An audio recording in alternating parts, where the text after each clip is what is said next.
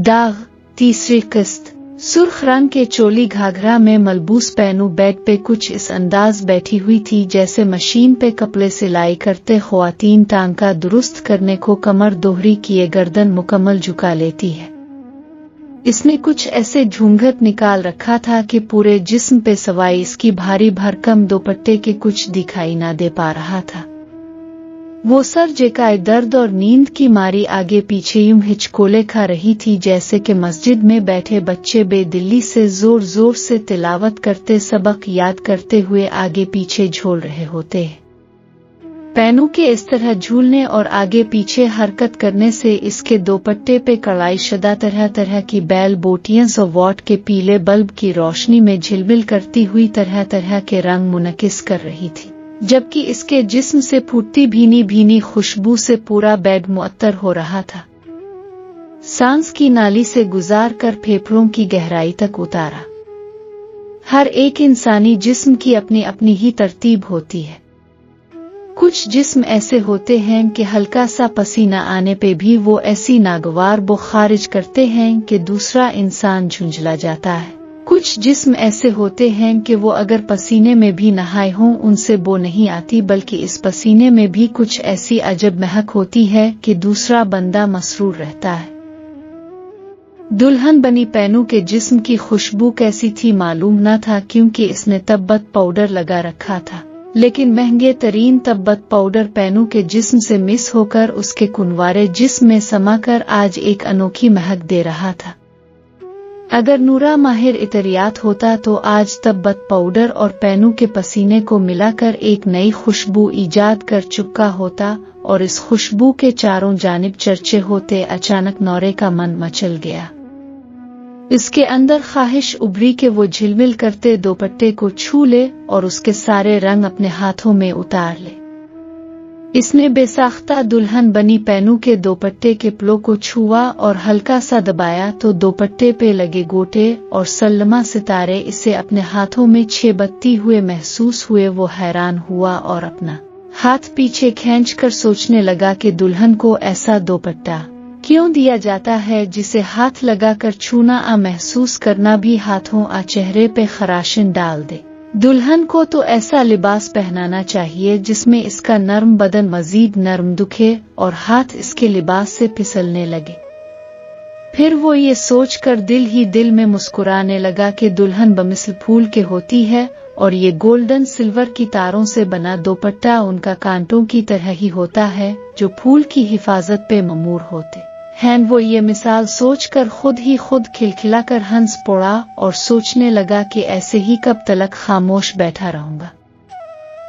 मुझे तो वो सब कुछ कहना है जो मैंने सुहाग की पहली रात ओ वाली किताब में पढ़ा था।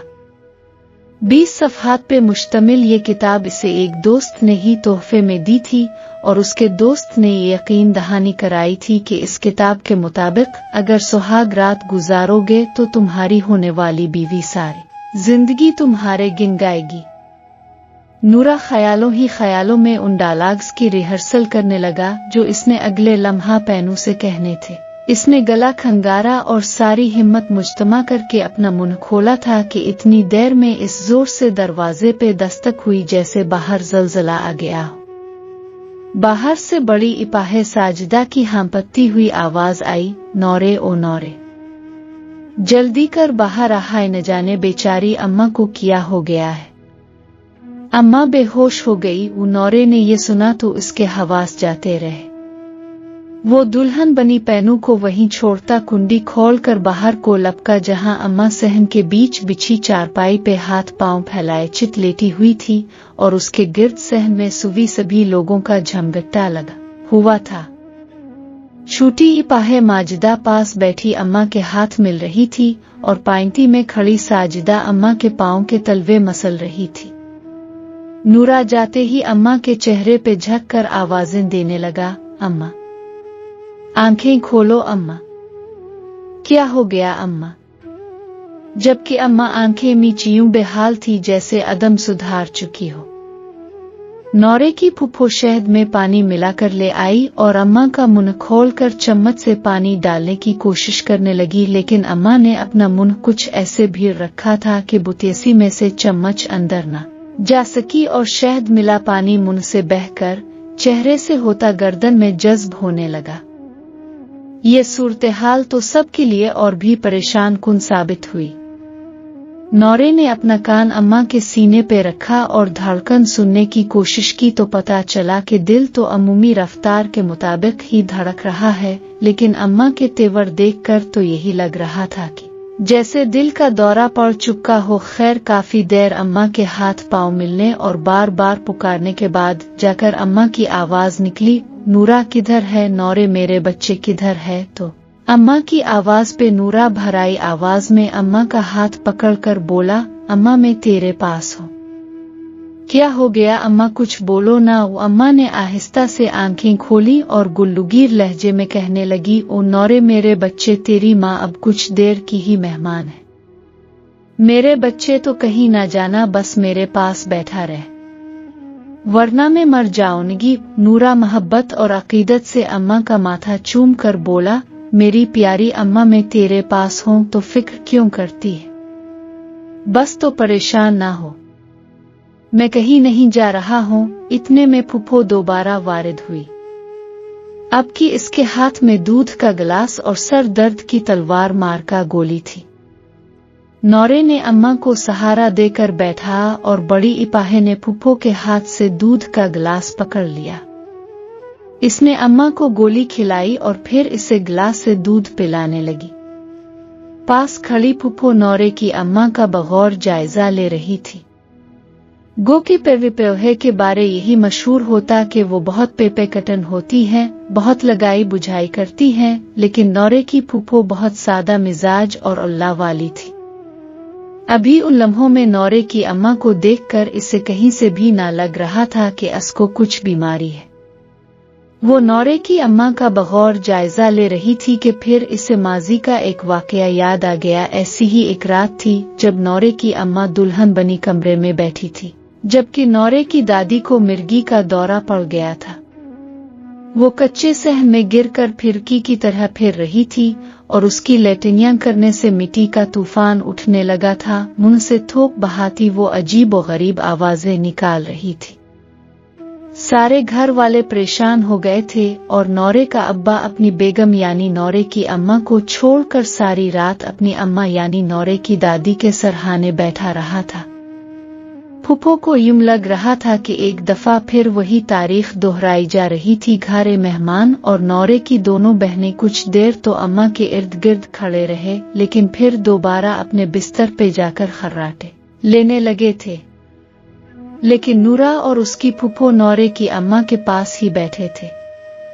नूरा मुसलसल एक ही अंदाज में बैठ बैठ कर थक गया था और इसे पेट में गुड़ गुड़ महसूस हुई, तो इसने अपना हाथ आहिस्तगी से अम्मा के हाथ से छुड़ाना चाहा।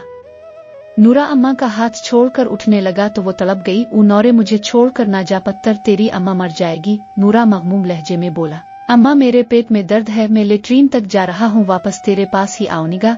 नौरे के जाने के बाद फूफो ने नौरे की अम्मा को बगौर देखा तो हैरान रह गई। नौरे की अम्मा कुछ ऐसे मुस्करा रही थी जैसे कि इसे बहुत बड़ी फतह हुई हो। फूफो ने इसकी ये तेवर देखे तो आहिस्ता से कहा, भरजाई नौरे की सुहाग रात है, बहुटी अंदर बैठी परेशान हो रही होगी, इसे जाने दे, मैं तेरे पास हूं ना। नौरे की अम्मा का एकदम लहजा बदल गया। ऊनी सकीना सारी जिंदगी जनानी के साथ ही सुवीगा, आज अगर कुछ देर मेरे पास बैठ गया तो किया है। अरे माँ तो सारी जिंदगी बच्चों के लिए जागती है और इनकी देखभाल करती है, आज अगर नूरा ये कर रहा है तो कौन सा कमाई कर रहा है। अरे वो तो इस एक सर्द रात का हिसाब भी ना दे सकता जो एक मांगीले बिस्तर पे खुद सोकर बच्चे को अपनी खुश्क जगह सुलाती है। फूफो को ये बातें सुनकर पक्का यकीन हो गया कि नौरे की अम्मा यही चाहती है कि आज रात नूरा कमरे में न जाए और बस इसके पास ही बैठा रहे। नौरे की अम्मा दरअसल माजी के इस रवैये का बदला अपनी बहू से लेना चाहती थी, जो कि इसकी सास यानी नौरे की दादी ने इसके साथ अपनाया था। नूरा वापस आकर अम्मा के पास बैठा तो अम्मा इसे अपनी चारपाई पे जगह देते हुए बोली, मेरा बच्चा आ मेरे पास ही सो जा, पदोसा था जब तुझे पाला शुरू किया, अब तो कड़ियल जवान है, लेकिन माँ की बाहों में इतनी जगह होती है कि वो 10 बच्चों को भी सीने से लगाकर सुला ले सकती है। नूरा अम्मा की बात सुनकर खुश हो गया कि शुक्र है अम्मा को कुछ आराम आया।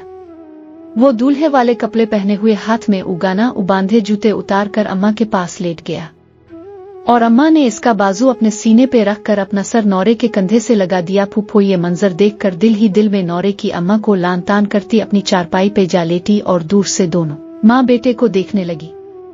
दूल्हा बना नूरा और उससे लिपटी अम्मा को अगर कोई अजनबी शख्स दूर से देख लेता तो यही कहता कि दूल्हा बीच सहन में अपनी दुल्हन के साथ सो रहा है। नूरा सारी रात जागता रहा और उसकी अम्मा सुकून से सोती रही।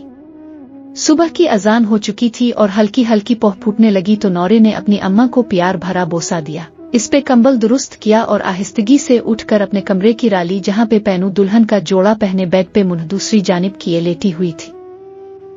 अगर नावल पसंद आ रहा हो तो कमेंट सेक्शन में जरूर बताएं और चैनल को भी सब्सक्राइब कर लें ताकि मैं कल जब इस नावल की अगली किस्त अपलोड करूं तो इसका नोटिफिकेशन सबसे पहले आपको मिले। इसी के साथ निम्रा अब्बासी को दे इजाजत। खुदा हाफिज।